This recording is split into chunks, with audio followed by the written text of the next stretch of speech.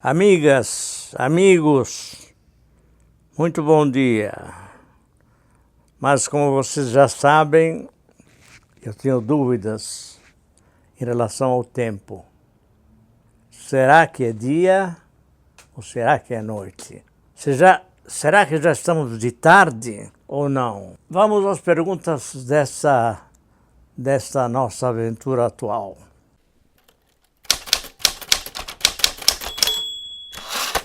Mino, vamos começar com o Matheus Souza. Olá, Mino. Muito bom ouvir as suas respostas. Queria saber de você se o Brasil tem aspectos do Bolsonaro ou o Bolsonaro tem aspectos do Brasil. Por gentileza, me responda, quem é quem? Eu acho que os dois têm muito a ver um com o outro, né? Nada acontece por acaso. Agora, o que me surpreende é o fato de que muitos brasileiros não sabem nada a respeito do Brasil. Zero. Zero. Mas, inclusive intelectuais, gente que teoricamente deveria pensar, deveria conseguir mexer o cérebro e convocar os neurônios. É incrível, eles não sabem onde nasceram. Não sabem as peculiaridades de um país que, a seu modo, é único na América, no continente americano. O Brasil é único. Teve a colonização predatória dos portugueses, isso, claro, teve uma influência muito grande, e teve depois uma história que facilitou essa condição brasileira, que é muito peculiar. Falta o sangue na calçada, faltam as revoltas, falta um povo corajoso que vai à briga. Isso também por causa exatamente dos tais intelectuais, que já foram de esquerda, assim se diziam. Na verdade, nunca houve nada de esquerda efetivamente sólido e sedimentado no Brasil. Então o Brasil é o que é. E o Brasil acaba sendo muito parecido com o Bolsonaro. Sinto em dizer essas coisas, mas é muito parecido.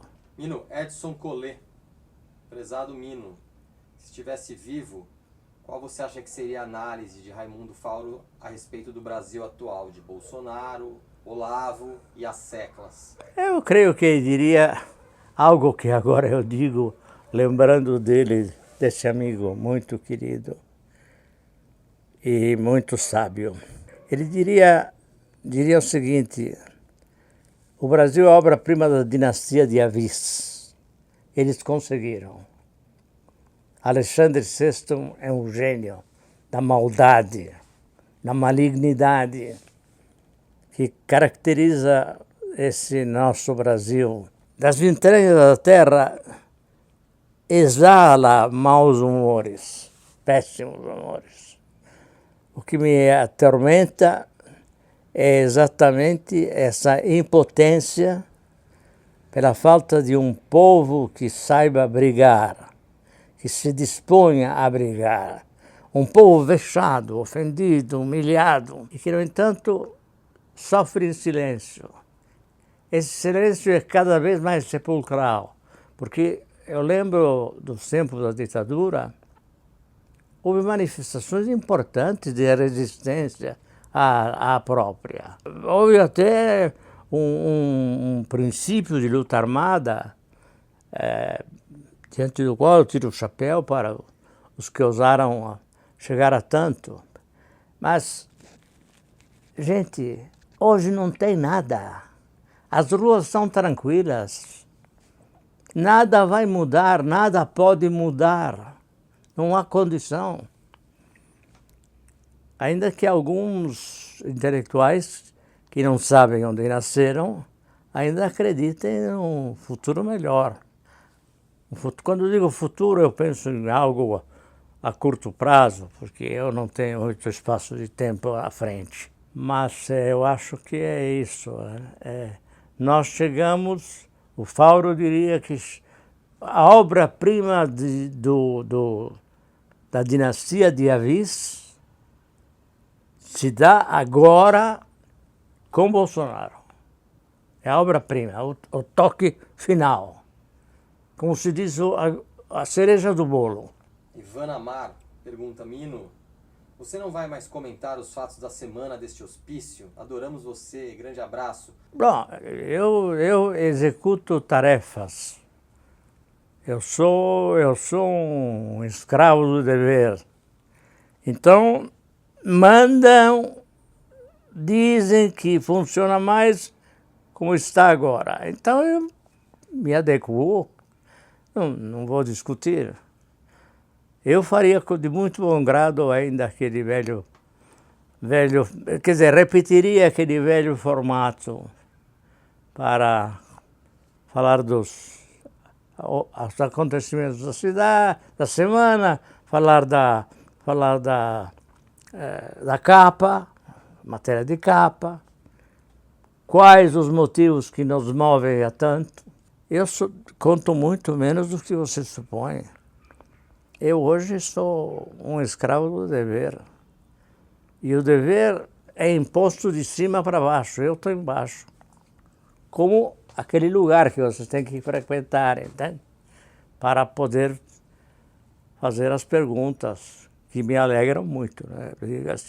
Essa oportunidade de responder é uma oportunidade muito boa, porque assim eu também conheço os meus leitores. É uma forma de conhecê-los, de entendê-los, de percebê-los. Mino, pergunta de Olival Kipp. Você acha que o I love you do Bolsonaro para o Trump será retribuído ou essa novela vai ter uma traição? A traição está sendo já consagrada nesse momento com a decisão americana de não colocar o Brasil em primeiro lugar na fila dos aspirantes à OCDE. Aliás, o primeiro lugar foi dado à Argentina. O que é muito engraçado, porque a Argentina prepara-se a derrota do Macri, que vai ser uma punhalada nas costas do Bolsonaro. Mas eu até me pergunto como é que acaba essa história do senhor Trump. Porque o senhor Trump, o alvo do I love you, apaixonado do Bolsonaro, eu não sei como é que vai acabar a história que o envolve de uma forma muito grave em relação a próximas eleições, que poderia redundar em impeachment. Sem contar que eu começo a ter dúvidas de que ele tenha recursos para ganhar as próximas eleições. E essa seria a punhalada final, fatal, irremediável, gloriosa. Eu não sei o que eu farei esta noite. Se o Trump não se eleger, champanhe é pouco. Pergunta de Antônio Pereira, prezado Mino Carta. O Leonel Brizola teria dado um bom presidente da República? Teria sido golpeado no meio do caminho? Pessoalmente, eu considero digno de figurar no nosso panteão. Para poucos, né? Um panteão aberto para muito poucos, muito poucos. Um deles seria Ulisses Guimarães, né? Sem falar do Lula, evidentemente, mas... Agora, no caso específico, eu tinha uma grande simpatia pelo Brizola.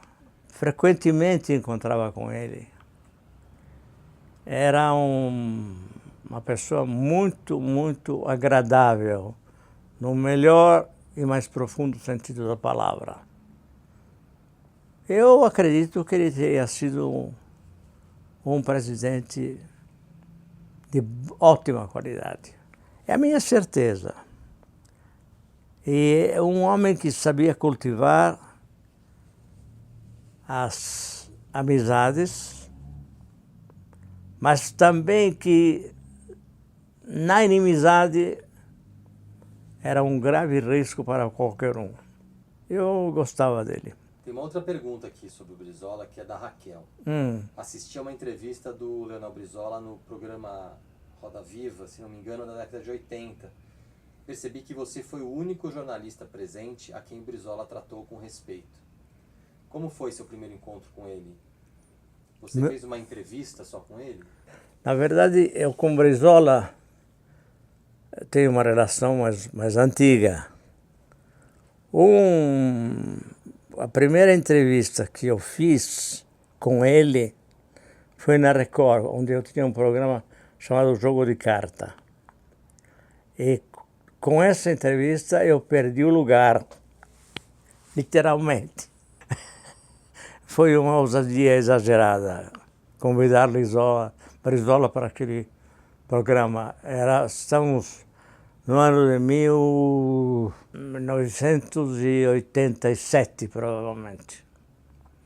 E a chamada do Brizola desagradava profundamente o governo Sarney e olha, a ditadura tinha terminado, né? Agradava profundamente o governo Sarney e que fazia pressão para que esse programa desaparecesse do currículo da Record,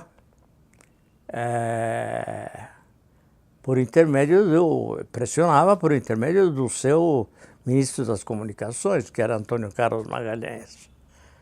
Então essa é a história da minha primeira entrevista com o Brizola, por causa da qual eu acabei sendo, enfim, liberado para outras tarefas, o que de alguma forma não me desagradou nem um pouco. Brizola teve, por causa disso, tinha uma grande simpatia pela minha pessoa e gratidão até. Quando eu creio que é eleitora, né? Sim, a Raquel. A Raquel. Creio que a Raquel se refere a uma roda, como é que chama? Roda livre? Roda Viva. Roda Viva, Roda Viva. A qual eu fui convidado várias vezes, mas depois de uma experiência de três participações, eu deixei de participar, porque de hábito eu ficava bastante isolado. Lembro de um programa do qual participou também Cláudio Abramo, aí sim, nos divertimos muito, porque pelo menos eu tinha na bancada circular, eu tinha um aliado. Mas, de qualquer maneira, nesta segunda entrevista, eu impus respeito, realmente. Quer dizer, impus respeito. Eu disse, mas senhores, que brincadeira é essa? Estamos brincando? Estamos aqui metidos nessa estranha atitude. Tenho fotos, aliás, desse Roda Viva. Então vamos continuar falando de jornalismo. O Marco de Souza Lago diz que é ótimo, o Mino Responde. Muito bom. E pergunta qual o papel de revistas como a Carta Capital atualmente no nosso país? O papel é um papel solitário, né? Quem ombreia com a revista na defesa dos interesses do país, na defesa dos interesses dos brasileiros, na defesa da razão, antes de qualquer coisa, na oposição firme, visceral, ao fenômeno de demência do qual somos vítimas nesse momento, é a única, né? No papel impresso é a única. Há blogs, há sites, há E nós mesmos temos um site importante que nos alimenta de forma muito satisfatória e diz as coisas como elas são. Mas o resto a gente sabe, né? Esse país é uma farsa. Ele se baseia numa farsa.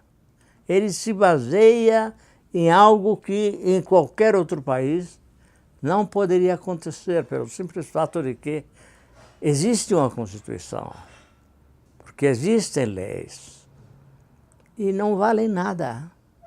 No Brasil, as leis não valem coisa alguma.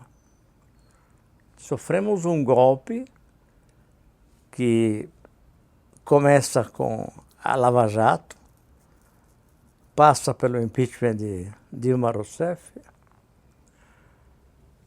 e chega à condenação de Lula, que era o objetivo definido, né? Condenação sem provas do Lula, porque Lula não podia participar das eleições de 2018, na certeza de que ele seria o vencedor.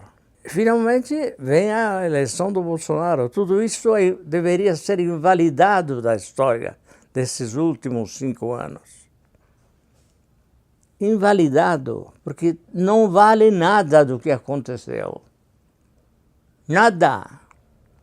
Os poderes da República se juntam para dar o golpe. É o suicídio do Brasil, né? Vitor Spinelli. Mino, boa noite. Para ele é boa noite. Tá vendo? Conte um pouco sobre como entrou na pintura. Você ainda pinta? Quais foram os pintores que mais te inspiraram? Bom, eu comecei a pintar menino, já a óleo. Na verdade, eu usei um pouco todos os materiais possíveis. O óleo, naturalmente, mas a aquarela, o guache, o acrílico também. Pintei desde a infância, realmente, até 1995. A minha última exposição eu a fiz em 95 em Antuérpia. Era uma exposição no exterior, em Antuérpia.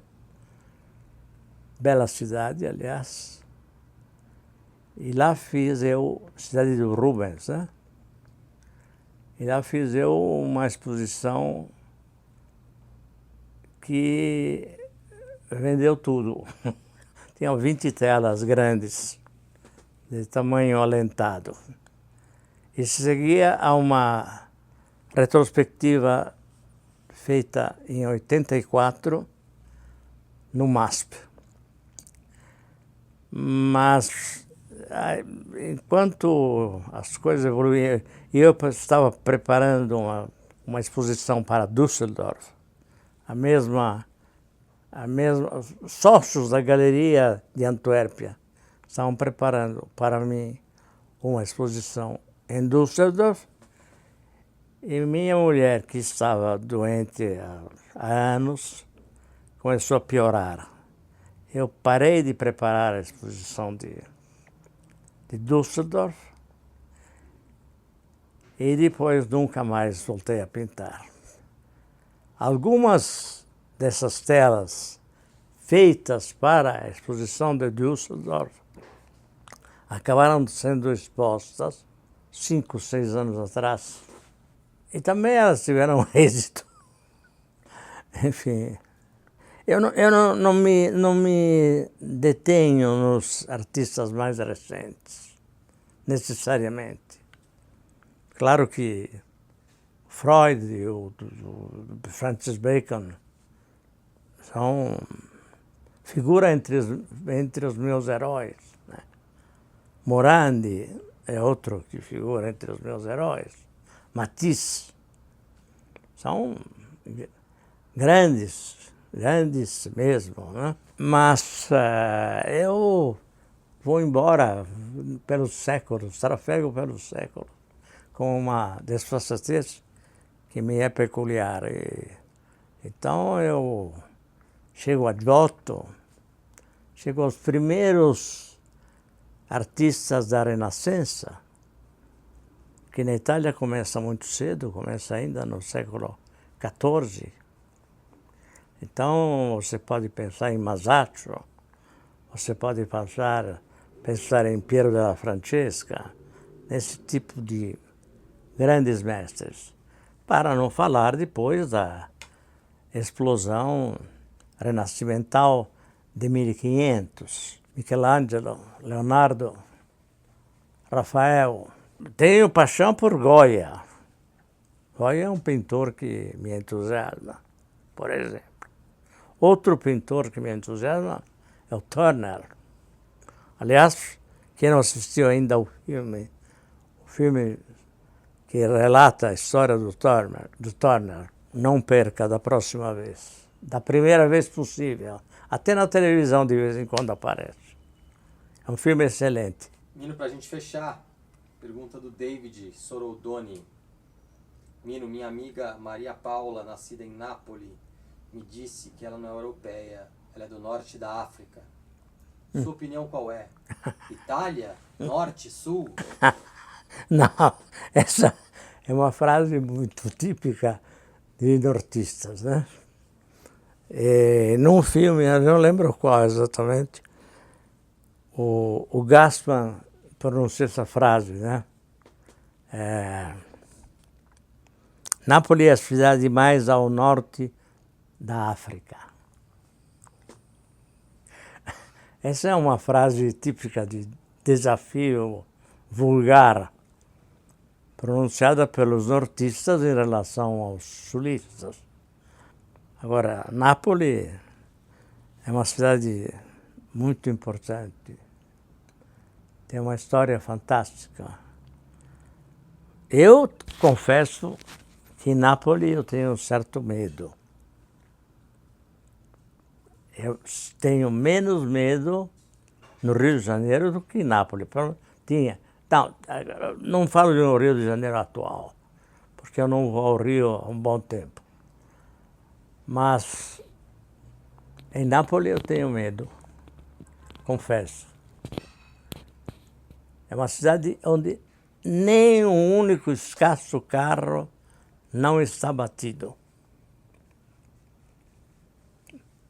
Há sempre um ar de risco, um clima de risco em Nápoles. Eu não me sinto bem lá, mas é uma cidade muito importante, uma cidade bonita, com belíssimos museus. Além de tudo, está lá o melhor gravateiro da Itália, o que é dizer tudo, né? Que é o Marinella, na Riva di Chiaia, que faz gravatas, inclusive sob medida. Você escolhe o tecido, o comprimento da gravata, a largura da gravata. Marinella, Nápoles. Come-se bem, além de tudo, em Nápoles. Mas é um lugar que me põe medo. Sinto me despedir porque as despedidas sempre são melancólicas. Confesso que me divirto muito ao conversar com vocês. E, portanto, os convido a continuar a me crivar de perguntas. Inscreva-se no canal da Carta. Inscreva-se no canal da Carta.